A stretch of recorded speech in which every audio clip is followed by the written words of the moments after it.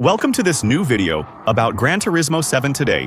We're going to talk a little bit engine swap. Since the latest update, the SPEC3 update is simply the biggest update for Gran Turismo 7. As for this engine swap system, 22 have been added at once, whereas traditionally, in previous updates, it was 7 or 8 Grand Max. So, there are 22 new swaps in the game. And today, in this video, I'm going to test 3 that I have grouped together because they all seem a bit weird to me, all pretty strange and a bit unlikely. I hope you'll enjoy this video about the most bizarre swaps from this 1.65 update. If that's the case, I'm counting on you, of course, to show it by leaving a like. It always feels good. Let's begin with the first swap introduced in 2.0. Tomaso Pantera is a powerful V8 car with 330 horsepower and weighs 1,420 kilos. But the developers thought that wasn't enough, and that they had to do more than that. That's why, since the SPEC3 update, you can now swap it with the engine from its Italian cousin, the Lamborghini Aventador, and instantly double its power. And also, and this is good news, you lose weight, since this V12 engine is lighter than the Ford V8 that the De Tomaso was carrying around. So now, I've installed it. So I suggest we just fully upgrade this engine and the rest of the car to the max, just to see what it can do. A De Tomaso with a modern Lamborghini engine swap. If you install the wide-body kit on the De Tomaso Pantera, you can't customize any appearance parts, except for the spoiler. Okay. Well, I don't know if that's something original from De Tomaso or if it's another thing like Lamborghini. It looks like a Kuntai spoiler adapted for a De Tomaso Pantera, but surprisingly, it doesn't shock me. It almost feels stock, so I wonder if, by any chance, it wasn't sold like that originally. In pairs. Tomaso, I have great news about upgrading this De Tomaso Pantera with a V12 swap. First, we're exceeding 1,000 horsepower. Second, we're doing so with a naturally aspirated engine. Listen, here we go with our De Tomaso Pantera with a V12 swap. Let's see how it goes. The gearbox is very long, but I noticed it was set to 450 km/h stock. It stopped before I adjusted 5th gear. If I'm not mistaken, this should be a good car for maximum velocity. We'll test that later, on the big straight over there, on the special stage shop to see how it goes. But there's a chance that it's pretty overpowered.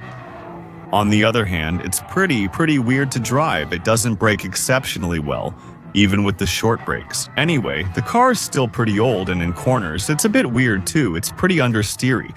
It's not unplayable. At least we can say that the car doesn't spend its time burning out. The main issue is the front axle, which is struggling. And the good news is that in general, understeer is pretty easy to fix with the right adjustments, and honestly, it's not that bad. Actually, I think it's just a matter of getting the right balance and, above all, getting used to it. But honestly, it's actually pretty good for a car from the 60s or 70s with that much power and an engine it really wasn't meant to have. Normally, getting used to handling it is actually pretty decent. Then, we'll see how it does in a straight line because, honestly, it seemed pretty strong. It had pretty good stats, let's say, to begin with. And that's just the base. It has an ultra-long gearbox, which in the game usually means the cars are well suited for top speed. So we'll see how it does. I think the gearbox is too long. I think it's just Gran Turismo 7 that kind of messed up with its default settings. It accelerates well at 400 and is playable, but I still have some doubts that it hits the 450 plus as stated in the customization menu. So it might be due to the aero, which isn't included by default. It's really beautiful. On the other hand, it's true that the wide kit, plus the wheels in muscle car style, plus the lowered car with the contact spoiler, it gives the car a pretty unique Hot Wheels look, but it's awesome. But I definitely think the maximum velocity is less overpowered than what E claimed. It's not a big deal, we're still going to test it all the way. With the Nitro, let's say, if we were a bit lucky with it, the Slipstream plus the Nitro. At the same time, I think 450 would be doable, but honestly, that's really the absolute limit, and it would only be in very specific situations. What else? This video features a new car added in the Spec 3 update. It's the F3500B. It's part of the Super Formula series in the game. I'll quickly show you the stock version so you can hear the engine and see some gameplay. With this car, I don't think I'll make any dedicated videos, quite simply because I find that the F1 physics in Turismo are generally not very enjoyable, a bit like the rally physics. The game just isn't made for it. Even though, honestly, it's not going that badly right now, which is kind of funny actually. You'll see that with the swap soon. This new F3500B model is compatible with several engines, allowing you to mix and match. It's a bit surprising, honestly. I have to admit that right off the bat, I'm actually quite positively surprised by how maneuverable this thing is. I had a bad experience with the Super Formula physics, but I think the new game's physics engine is better. With the A165, there's a chance that this kind of car could generally be a bit more pleasant to drive, and even a bit more efficient. Yeah, it can be done, it slides a bit, but it works. So, what's cool is this formula has a V8 engine, making 730 horsepower for 505 kilos. And if you don't like the V8, well, you'll be able to replace this engine with two other engines. Let's say they're also pretty typical of racing. So I need to go into my right menu for that. It's here. You'll be able to swap it, and that's already pretty weird. With the engine from the F3500A, so another F1, which is originally a V12, it's not super interesting. I just want to say it that way. Everything's relative. The 3500A costs $1 million. So if you want an F1 V12, just buy the 3500A. Besides, the chassis was designed for it, so overall it'll be a bit cooler to drive, even if maybe just a little heavier. Overall, it's designed for that purpose. And then, to finish with this car, there's another swap that's pretty fun, which comes from the Renault Espace F1. Since the game just added the Renault Espace F1, and they've made it swap available for other cars. And here it's a bit more interesting because, well, the Espace F1 costs $2 million. If you really want the Espace F1 engine but can't afford it, you can still get it. Knowing that the S-Space F1 is an F1 with a V12 F1 engine, in the end, it's simply a V12 F1 on an F1. And by the way, a pretty cool thing is that this formula is customizable, so I guess that will matter for the aerodynamics. I don't know, it doesn't change anything at all for the Grandpas, but actually, you can customize it. I didn't remember that you could customize the F1S in this game before. I wonder if it's not really specific to this one? Actually, maybe, in my opinion, that's my theory, I'm just saying. It's possible that with these body kits or these parts, you can recreate the look of real F1S from that era, kind of in a signature style that you'll be able to customize with the V10 or V12, and with which you'll be able to install liveries specific to real F1 cars. But at least, it gives you an F1 that has the sound of the F1 era. The sound of the V10, which is just the best era of F1. Plus, you get 80 more horsepower with almost no added weight, so technically a better power-to-weight ratio. With a custom gearbox behind it, I think there's a way to get some seriously good lap times anyway. Whoa, that almost went wrong. We got a bit lucky there, that's it. Overall, it's like all the formulas, these are cars that accelerate really hard, with crazy handling. Honestly, in this case with the physics of a lop, it's still enjoyable. But don't expect big Emax. Whether it's on the F1 track or with the other formulas in the game. Don't expect to get real max speeds. Really, they're not very high because, well, they're not made for that and the engines aren't made for that, so they're designed for big acceleration. And that's all. And then, to finish, they added a new swap on the, well, let's say, the Suzuki Carry KC utility van. We tested it a while ago in a video when it was new in the game, and it was pretty fun to drive. Honestly, you rarely get to drive a utility vehicle like this.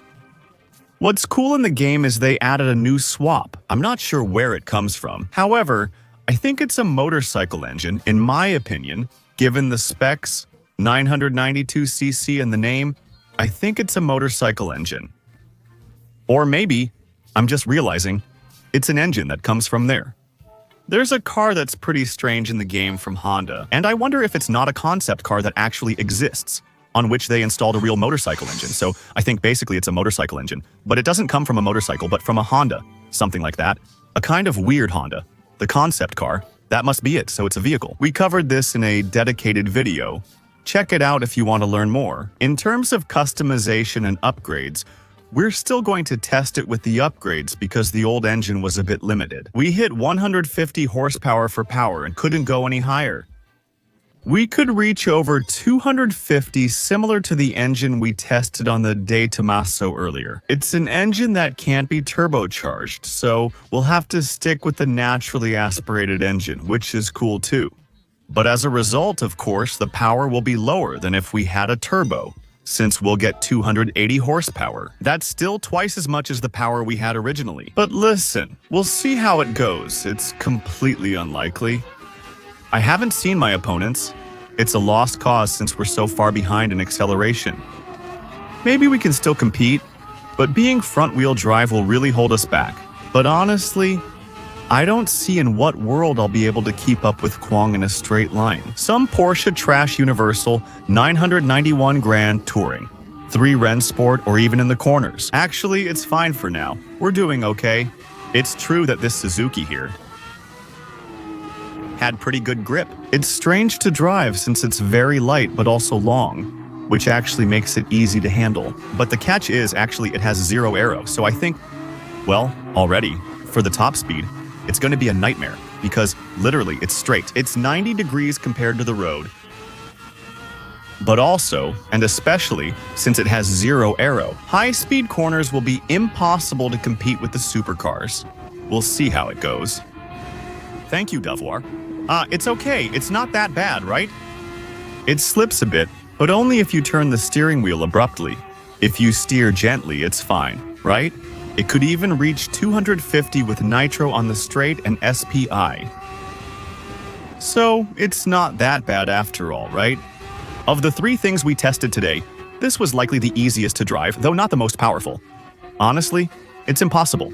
The 3500 blows it away, but honestly, it's not overpowered. It's actually pretty well balanced. It doesn't slide. It's not that expensive either, because I think it costs around 50,000 at most. Plus the swap, well, the swap is a bit pricey. Okay, but it's not that crazy, right? Competitive cars at 600 pp and above can cost nearly $1 million, so it's acceptable in the end. Honestly, it's playable, right? I think it's not far from being meta on small tracks too, so that's pretty cool. These 3 swaps aren't the most efficient, but they're fun. We'll try them in another video soon. Whoa, I'm messing up. Other swaps that were added with this update, because there are some that are pretty good and apparently quite strong, pretty meta. We'll get to test that, plus some new maximum velocity features over 550 km/h. There's a lot to do. Content-wise, the SPEC3 is a major leap. 22 swaps, new tracks, about 10 cars. The power pack too, it's pretty nice. Well anyway, I hope you enjoyed this little video on Grand Touring 7 discovering these 3 rather unlikely swaps. If so, please like, subscribe, comment for visibility, and check my Instagram link in the pinned comment below to buy your games for less and give a little support to the channel. Remember to check out my Twitch channel and follow for upcoming streams. Feel free to follow and subscribe if you'd like. It's always appreciated. Alright, I'll see you very soon for a new video. Bye.